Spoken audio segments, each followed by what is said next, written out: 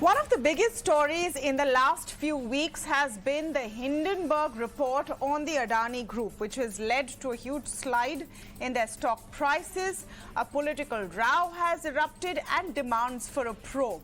Now, a very different and interesting view has come up in an article that author and economist Swaminathan Aiyar has penned, in which he says the Hindenburg report could be a blessing in disguise for Gautam Adani.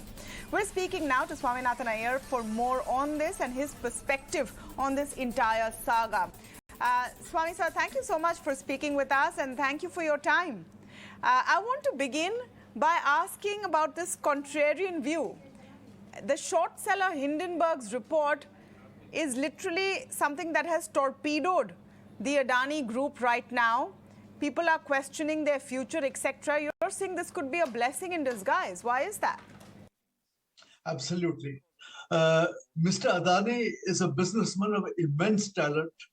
I respect him that, he took this patch of desert called Mundra and converted it into India's biggest port, biggest and finest port, overtaking all the other major ports. And he has just won the ET award for Adani Transmission as Emerging Company of the Year. So an immensely talented businessman. But he has been expanding and diversifying at breakneck speed in a way I have never seen in India, and I don't know of many cases in the world that this has happened. You've just seen that, he has gone from the ports, he's gone into coal, he's gone into mines, he's gone into power generation, power transmission, he's gone into airports, he's taken over a large cement thing, he's going abroad into Haifa port in Israel, Colombo port.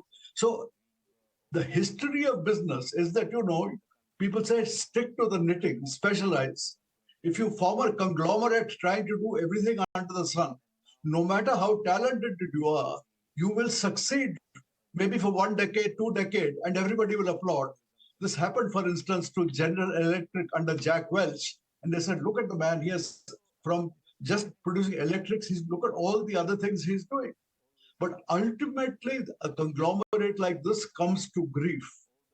If you expand too much, too fast, you will, at some point of time, you will get to a point where collapse. So my worry about the Adani Group has always been this: highly talented, but if you expand so fast and in so many different directions, at some point, you will come a cropper.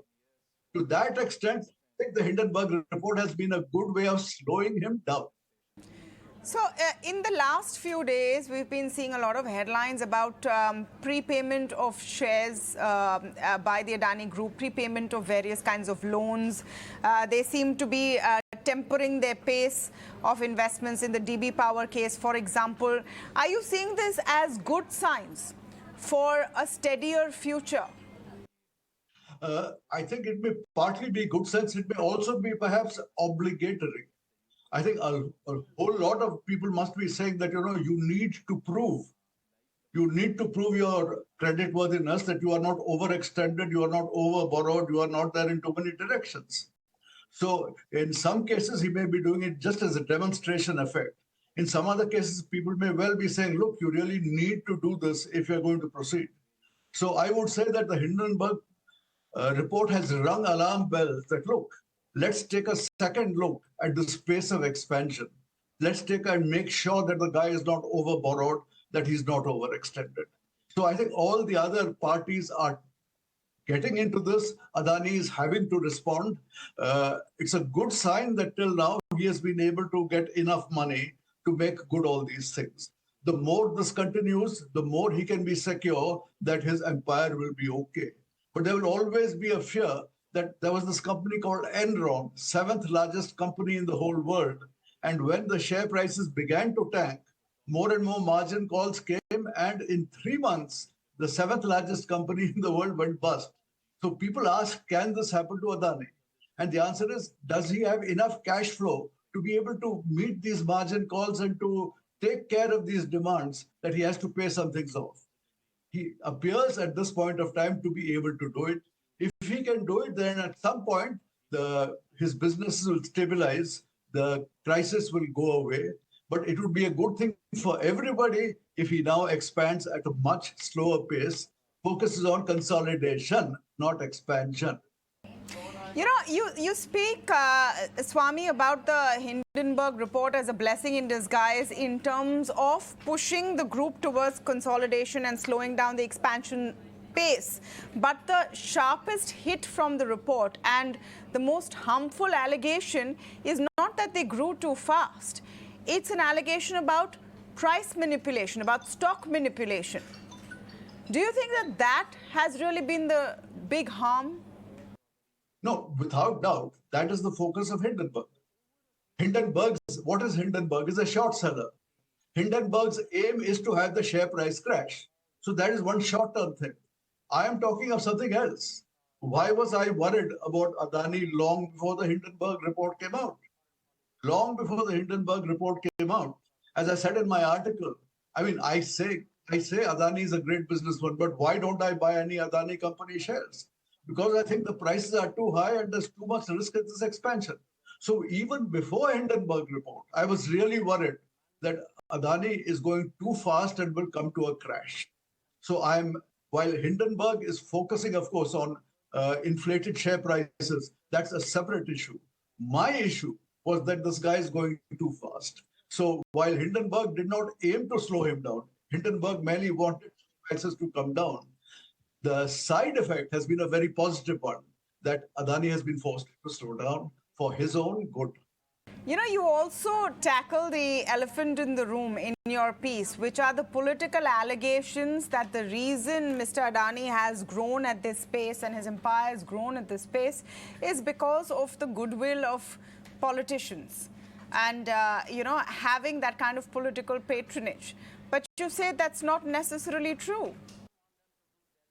Look, every politician has to manage politics as well as factories.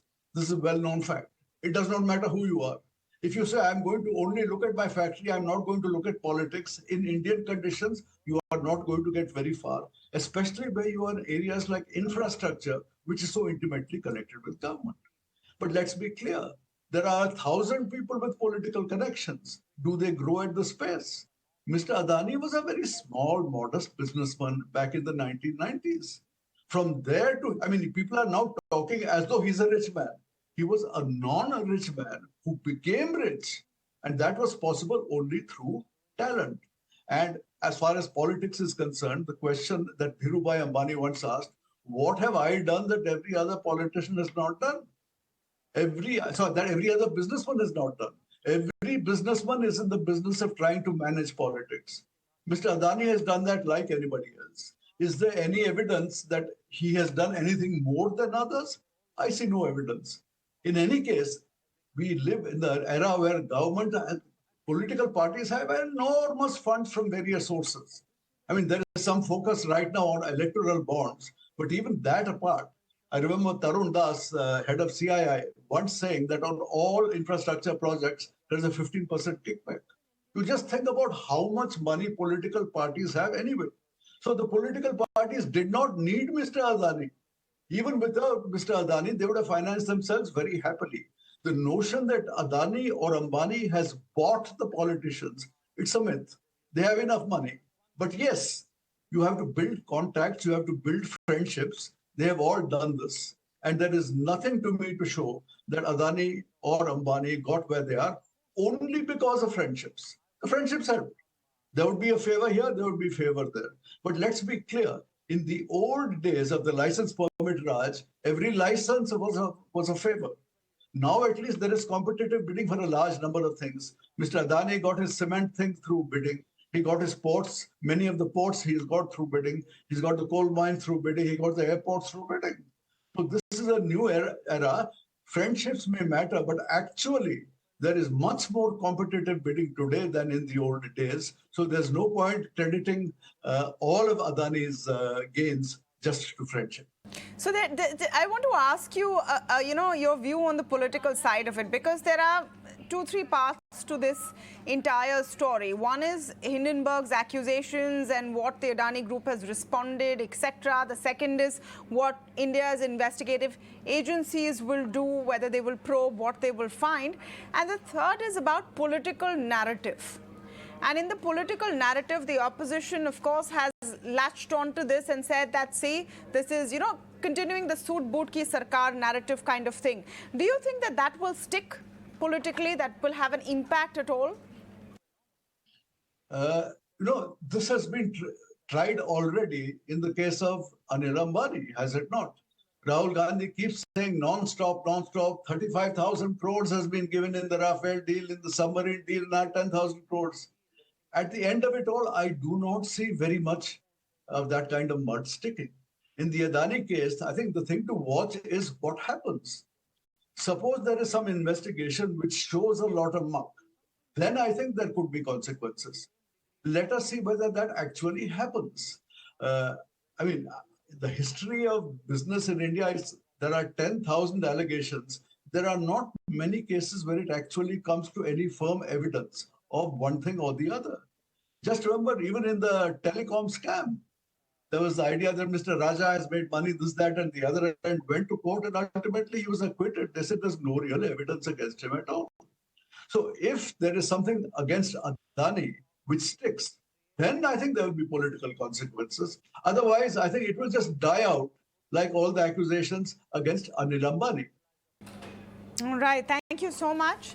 Swaminathan Aiyar there with his take on the entire Hindenburg Adani saga, and as usual, a very interesting contrarian view. Thank you for your time.